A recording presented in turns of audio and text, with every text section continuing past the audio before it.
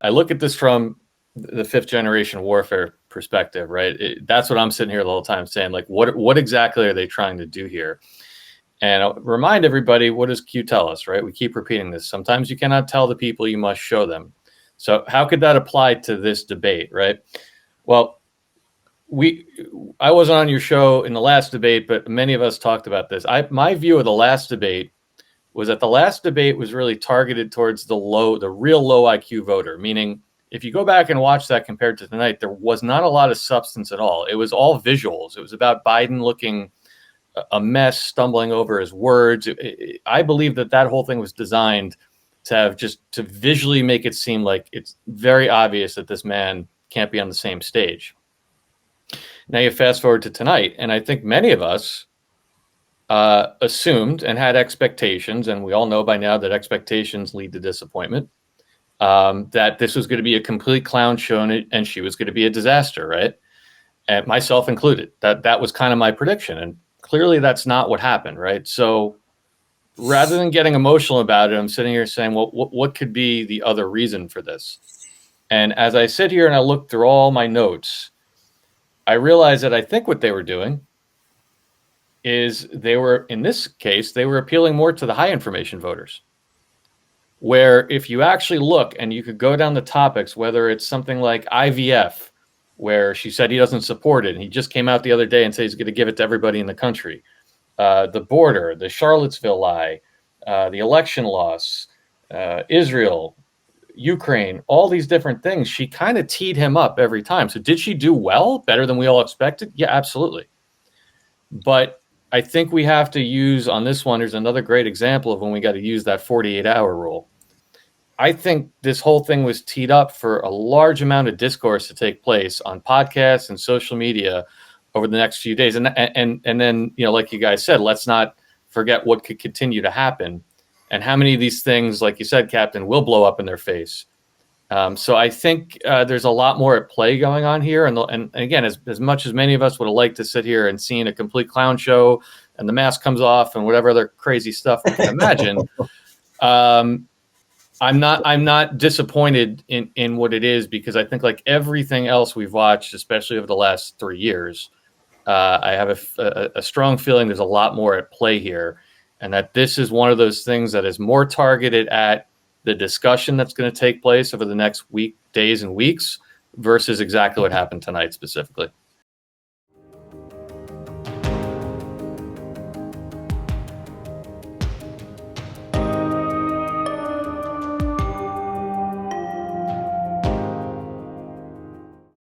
To summarize what I said last night, it was another incident of expectations versus reality, and how expectations can damage or skew your view of what's actually happening. I think a lot of people expected, and myself included, last night to be a complete train wreck for Kamala.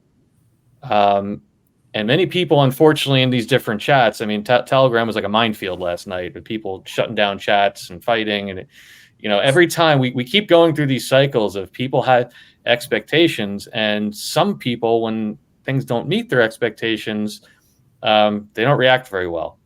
And what Captain and I and Colonel Bussey and Major Freddie said last night, we all kind of agreed, like, I think we need to remember that all this stuff is happening for a reason, and typically use that 48-hour rule, because just like every other narrative we've been through, I mean, whether it's the last debate or the assassination attempt or, the House votes or anything else, we react one way, and then within 48 hours, generally things seem to come to light.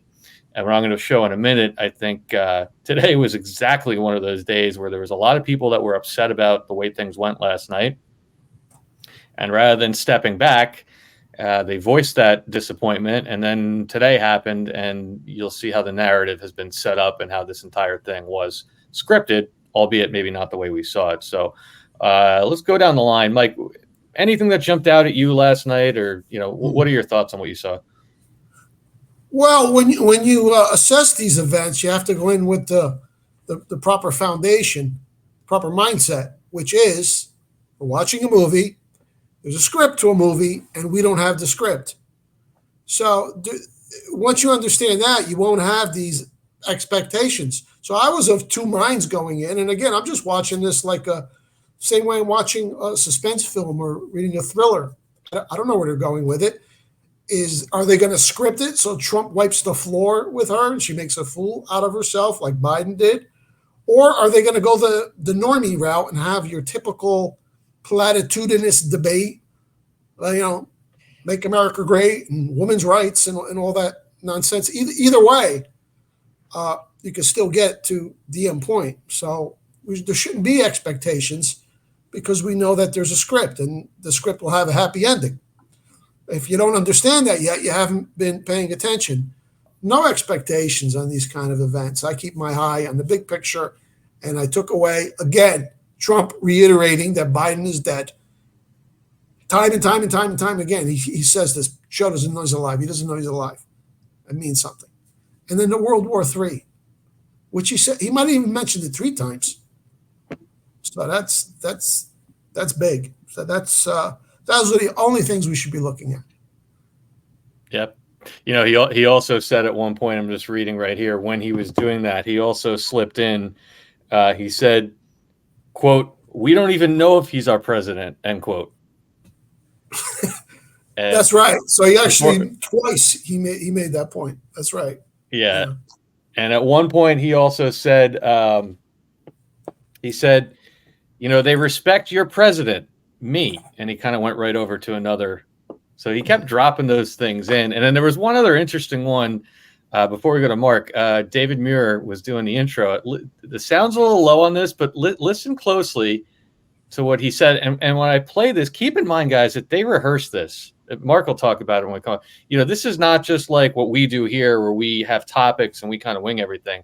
They are reading off papers. They're reading off a teleprompter. This is the best of the best that ABC, or whatever you want to think about that, has to offer. And listen to what Muir says when he talks about when he goes to Vice President Harris. Started. I want to begin tonight with the issue that voters repeatedly say is their number one issue, and that is the economy and the cost of living in this country. Vice President Harris, you and President Trump were elected 4 years ago, and your opponent on the stage here tonight. Vice President Harris, you and President Trump were elected 4 years ago, and your opponent on the stage here. Vice President Harris, you and President Trump were elected 4 years ago. And I also want to point out, because again, this stuff matters, and Mark's going to talk about this in a minute. This stuff matters, the precision that they use in these broadcasts. You'll also notice on the last debate with fake Biden, the moderators were purposely referring to Donald Trump as ex-President Trump. The ex-president. On this one, the moderators were purposely referring to him as President Trump, Mr. President. Mark, talk about this, because you wouldn't, right? It's some people would say we're splitting hairs. We're not. This stuff is done with precision. Go ahead. How she could get up there, and she spoke fairly well. They were all lies, but she spoke fairly well. And the funny part about it was they continuously let Trump respond to the fact that they were lies, which again would never happen. Certainly not on ABC. It would never happen. So there were a lot of indications there that this was a white hat production. It didn't suck as far as entertainment value was concerned. But as far as a quote unquote presidential debate was concerned, presidential candidate debate, wow. Right. And that's because it wasn't supposed to be. Right. And that's what I was kind of trying to tweet and telegram to people last night. I was watching people kind of lose their minds, and I said, guys, you're losing your mind. You're getting triggered by her lies because the entire thing was designed to expose her lies. Let's not look at what happened tonight. Let's wait till the next day. So I'm going to blast through a few things so we can get the Mike's presentation, but I think these are important tidbits for people to notice. Number one, David Muir. Why is he there? Coincidence? No, he's in the Q drops. Q Drop 1516 and 1515 posted June 16th of 2018, okay, over 6 years ago, puts out a list of the reporters and networks that have been named in the WikiLeaks dump to have colluded with the DNC or Hillary Clinton during the 2016 election cycle. Okay, and it goes on to list, and who's the second one on the list? David Muir. Wasn't that interesting? And it goes on to list every network and all the people. And realistically, this is one of our clues and beginning salvos into kind of Operation Mockingbird, and this is naming names. So, do you remember Executive Order 13848, which, as I believe you all know, just happened to be renewed for the third time last Friday by the one guy who would go to jail for it? David Muir, all these journalists here. What was specifically named in Executive Order 13848? It specifically names any organization or individual that knowingly promotes propaganda that interferes in an election. So do you think David Muir is acting right now? I do. Pretty safe assumption. So nothing is by accident here. Secondly, Mark said a key thing, the lies. Do you remember Q talks about never interfering with an enemy when they're in the process of destroying themselves? That's what Trump did last night. So what I said last night, again, you want to watch another Rumble video, I'll expand on it more, but essentially what I said, if you guys go back and you remember the post-Biden debate with the three of us, we talked about how that debate was visually targeted towards the low IQ voters, meaning there really wasn't a lot of content in it. And it was really just designed to make Biden look like an idiot so everyone could say, look at this, look at this, look at this. Last night was pretty much all content, whether you agree with it or not. And it was all lies. And I believe that was queued up, like everything else we're watching right now, to start a discourse. And that is kind of what happened. As we move forward to today, it was pretty predictable what was going to happen. We put up a post last night and we said, I think the two things you're going to see in the news cycle today are the notion of three people versus one, meaning jokingly the moderators and Kamala versus Trump, and the fact that Harris was wearing an earpiece. And she was. So, sure enough, what came out today? Donald Trump thought it was my best debate ever, especially since it was 3-on-1. Cover the New York Post. Gambush. Trump rattles as Harris and ABC hosts gang up on him during debate.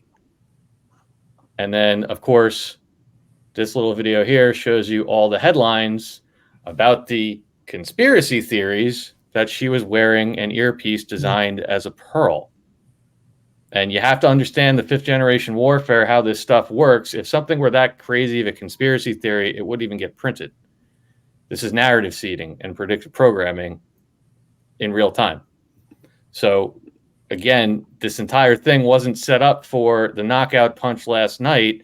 It was set up for a series of knockout punches. And that's what I believe is happening. It got started in a big, big way today. I spoke to 4 or 5 people today that are not Q followers, and 4 out of 5 of them knew about the earpiece. They had already heard about it. The rumor's working. And we were just with Captain Kyle. I'll repeat what I said over there. Remember the way they set this thing up. It was all the different rules about the mics being on and mics being off. And they said that the Kamala's podium is going to be shorter, so it looks okay versus Trump, like all these ridiculous things. But then they made a point to say that she was prepping for a week. And they were so detailed in their prep that they had a Donald Trump actor on the stage with her. And you say, that's a weird thing. Why did they put that narrative out there? Well, now is it starting to make sense? They're setting it up that she was completely coached. Yeah.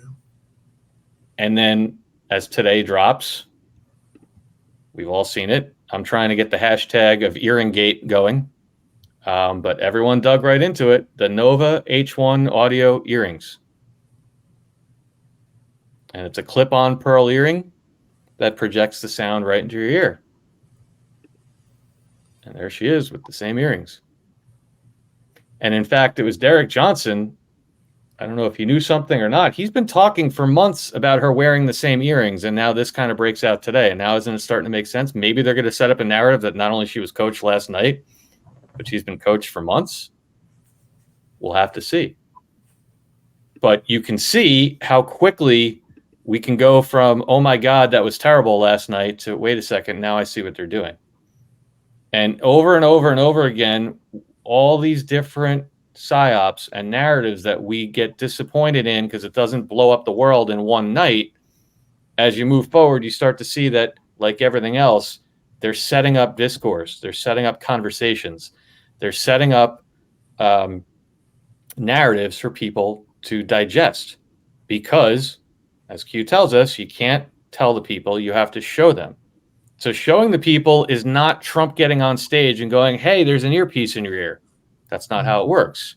Showing the people is putting it out there, dripping enough evidence and truth so that we dig it out ourselves and we share it each other. That is the notion of the Q operation, the digital army. And that's what happened today. So it's really interesting just to see how quickly this changed.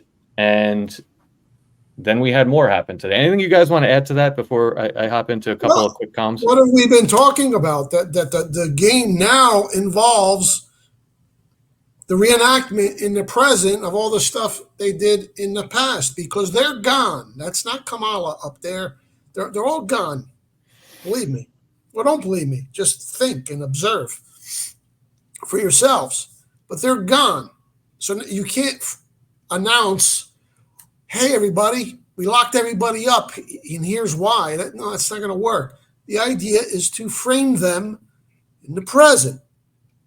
So then you can link it back to the past, whether it's the fake assassination attempt or now the fake polling that we're saying.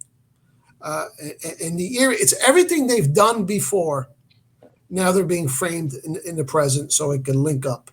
That's perfectly consistent with this. I mean, I had one wise guy write to me today. Well, Mike, what about your theory on white hat? You see she's wearing an earring. Why would white hats wear an earring? Well, it's precisely for the reason you just described, because that gets out there and it's being amplified greatly in the liberal news media by calling it a conspiracy theory. That's the new game now. Right. Whereas in the past, they would just bury something like this. Now they announce, oh, there's a new conspiracy theory out there. And that's the seed. So this and Mike, is, the guy trolling you doesn't even realize that he's being predictably programmed as he complains to you.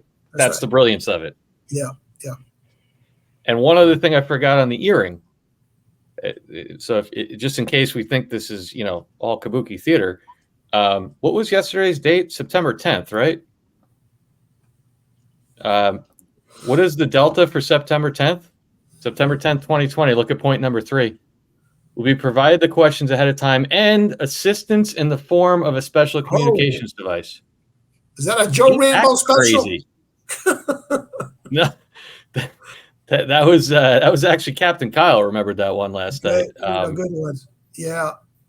Now, really a lot of people look at this drop and they say, well, this is talking, Dave, you're wrong. This is talking about Biden in 2020. Did Biden ever get caught with an earpiece in 2020? No. Yeah. Future proofs past. A bang on spot for 4-year delta to September 10th, 2020. Can't make this stuff up. Yeah. And so the bottom line is I think this is another Trump trap. I think this was him sitting there, and this was scripted to a certain extent, or maybe the whole thing, so that she could bury herself with lies. And even as we're sitting here talking, there's more stuff getting debunked. The insane migrant narrative, the Venezuelan migrants, and now all of a sudden they're eating cats and dogs. And the polls, Mike mentioned, here's another little clue that you could see that we're watching a show. You've all seen how ridiculous the polls are in terms of Harris and Trump being neck and neck in the general election, or even Harris being ahead. Yet last night, where did all the polls break? Every poll in the country, even Reuters, except for CNN, every other poll was 70 to 90% in favor of Trump. even after a debate performance that many of us would consider pedestrian. Now, if the bad guys were in charge with those, where did those polls go in 2020? Do you remember the first debate or the second debate when Trump buried Biden? And that night, every poll went in favor of Biden. Why didn't that happen last night? Because they're not in control.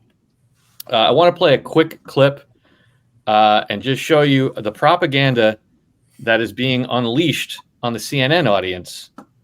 Listen to what this crisis actor, Central Casting, said in the post-debate focus group on CNN. To remember that we are voting for the leader of our country and not who we like the most or who we want in our wedding party, but who is actually going to make our country better. And we're in an incredibly unique situation where we've had both of the candidates in office before, and we've gotten to see what they would do. And when facts come to facts, my life was better when Trump was in office. The economy was higher, inflation was lower, things were better overall. And now with Kamala's administration, things haven't been so fantastic. And she's saying she can fix the problems that her administration has caused, but I just don't know if I can afford to take that risk. Why is that going out on CNN? I mean, how many of us have had that conversation with people over the last 8 years and use that exact analogy? Like, listen, it doesn't matter what his personality is, right? You couldn't have scripted that any better. Would never, ever happen, as you said before. Not on CNN, not on ABC, not anywhere on mainstream media.